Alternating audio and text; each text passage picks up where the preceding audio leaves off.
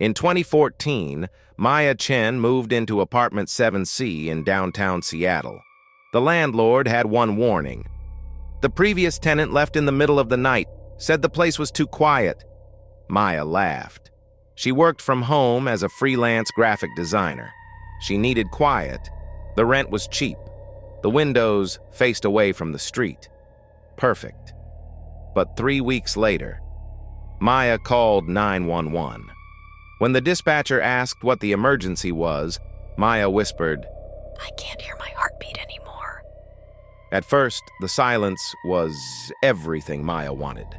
No traffic noise, no footsteps from upstairs neighbors, no voices through thin walls, just nothing.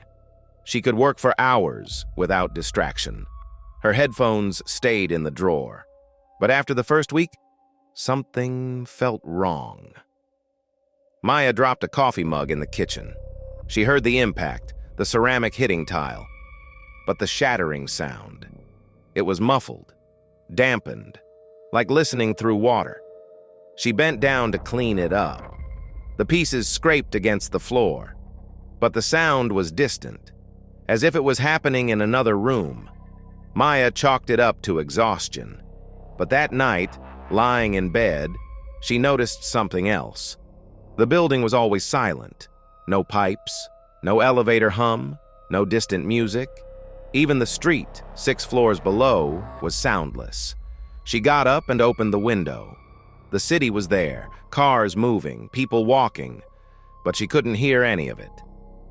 By the second week, the silence started to deepen. Maya's phone rang.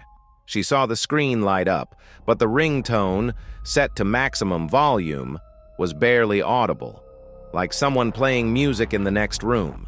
She turned on the TV, maxed out the volume.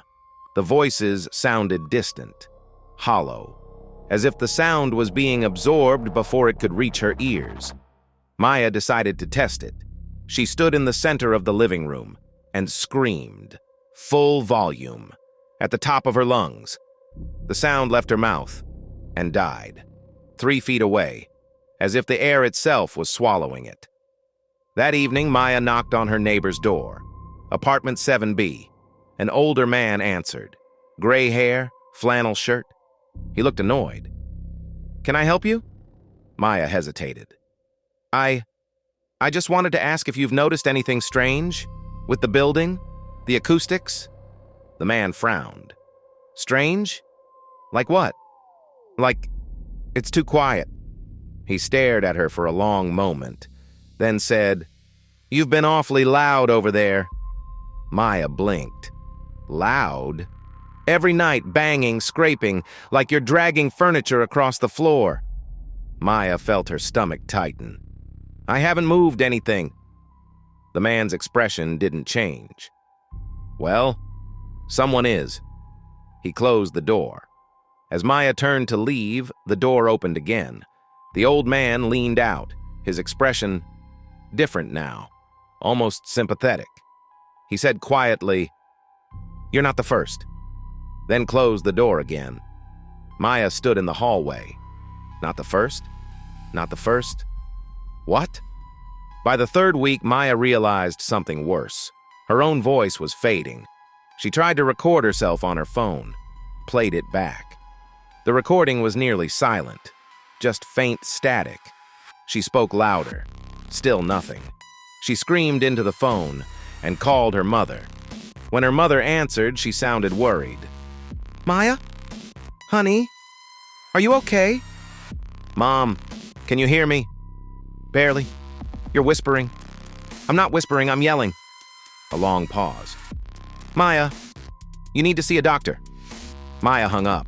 She sat on the couch, breathing hard, trying to hear her own breath. Nothing. That night, at 3 a.m., Maya woke to a sound. The first clear sound she'd heard in days. Footsteps. Not in the hallway, inside the walls. Slow, deliberate, getting closer to her bedroom. Maya sat up. The footsteps stopped. Then, a scraping sound. Like something heavy being dragged. From inside the wall, toward the closet. The next morning, Maya realized she couldn't hear her breathing anymore. She held her hand in front of her mouth, felt the air moving, but no sound. She snapped her fingers next to her ear. Nothing. Clapped her hands as hard as she could. Dead silence.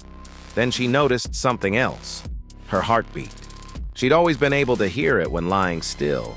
That faint, rhythmic thump in her chest. Now, gone. Maya stood in the center of the living room. She opened Spotify on her laptop, played a song at maximum volume. The music was faint, like it was coming from another floor. She walked toward the bedroom. 10 feet from the door, the music faded. 5 feet, silence. At the threshold, nothing. The bedroom was absorbing everything. Maya stepped inside. The air felt heavier, denser. She turned slowly, and that's when she saw it. The closet door, usually closed, was open, just a crack. Maya approached the closet slowly. She pulled the door open. Inside, her clothes, a few boxes, shoes. But something was wrong. The back wall of the closet wasn't there. Instead, darkness. Not shadow, not dim light. Pure, solid darkness. Maya pulled out her phone, turned on the flashlight, shined it into the closet. The beam reached about 6 feet, then stopped. As if the light itself was being absorbed. Maya's breath caught, and then, from deep inside the closet, she heard it.